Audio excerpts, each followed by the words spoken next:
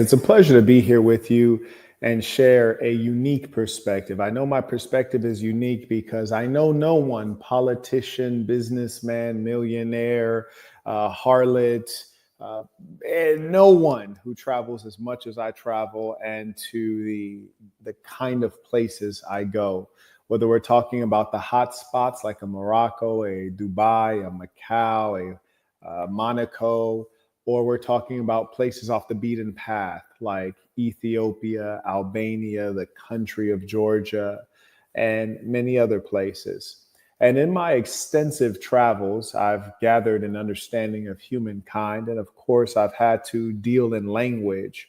So I want to talk to you all about how my perspective on life and language has evolved over time.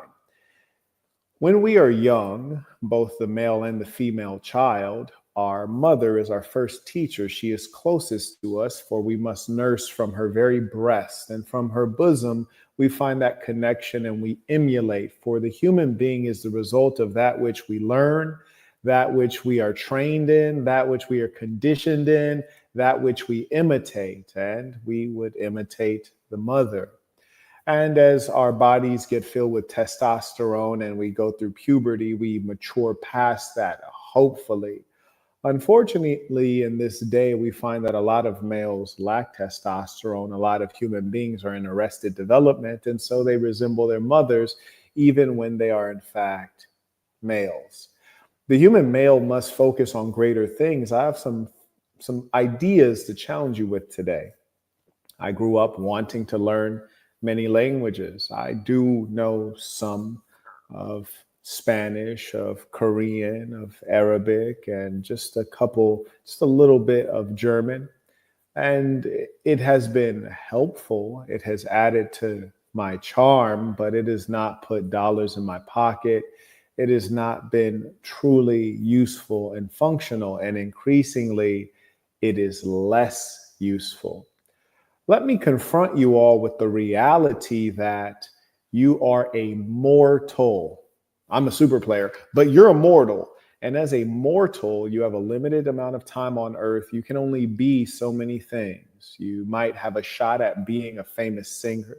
You might have a shot at being a world-renowned painter. You might have a shot at being an excellent software developer.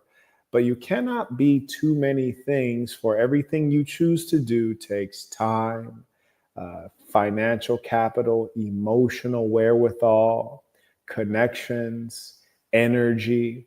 And so you have to ask yourself, especially as a man, especially if you are not within the leisure class, what will I use my precious time to do? And what will the return on my time be?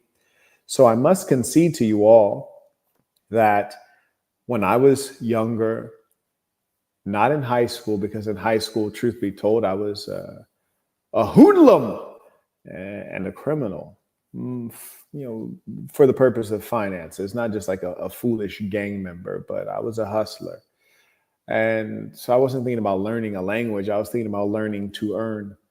But when I got into university and I was around a bourgeois group of people, my peers who came from the middle and upper classes, average family income was in excess of 100K at the University of California, Berkeley. And I was for the first time among a diverse group of people. Then it seemed like something to consider to learn a language. And in fact, there was a language requirement for undergraduates. So I took Spanish for a semester, which fulfilled my requirement. I actually learned quite a bit. And I didn't use it. I eventually was able to use some of my Spanish when I moved to Puerto Rico as a business person. But I'll have you know that all of the Puerto Ricans who are young and beautiful, they all are fluent in English. It's pretty much their first language. And all of the Puerto Ricans who are wealthy and important, all are fluent in English. So in the many places I've traveled, in the 3 passport books I filled up, I've only had 2 situations wherein I felt as though I would have an advantage in knowing another language. But I want to give it context because context is important. So firstly, let me be clear on the points we've established already. Language Learning new languages is increasingly useless because of technology. There are technologies that allow language to be translated in real time through your AirPods. There are technologies that allow language to be translated in real time through your smart glasses. So why would you then take out time to learn a language? Especially if you can understand me now in English, the language of aviation, the language of business, the language of entertainment. You'd be a fool to waste your time learning language, except that you're either a woman, which means you don't have to dedicate your time to meaningful things because you might just meet a rich guy who'll take care of you. Or you are in the leisure class, which means you're so wealthy that you don't have to work or dedicate your time to meaningful pursuits because you're sitting on top of a pile of money. But for everyone else, you should choose what you would be and focus all of your time and energy on that such that you can become someone of note. And when you are someone of note, your language skills matter not, except those skills that are in English. And the reason is for this. As I said, in the many countries I've traveled, there's only been two wherein I said, you know what? Speaking their language could really help me out. I've been to Morocco in excess of who knows how many times. And I've been all over Morocco to the hot spots like Marquett and Casablanca, where everyone flies into, and Agadir in the south, and even Oujda, a more spiritual town in the northeast. But I've also been to places like Beni Mellal and other fairly lesser known places that are rural or remote and mountains. And even if you're Moroccan, you'll probably never go to the towns in Morocco that I've been to.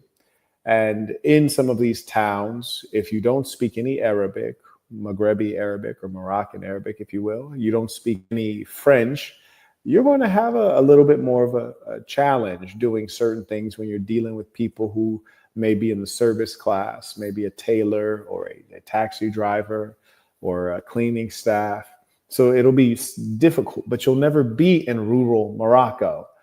Secondly, when I went to China the very first time with my assistant as a tourist, and I was trying to do some business deals there, create some business deals in my textiles business, it was difficult to describe some of the more specific and peculiar things.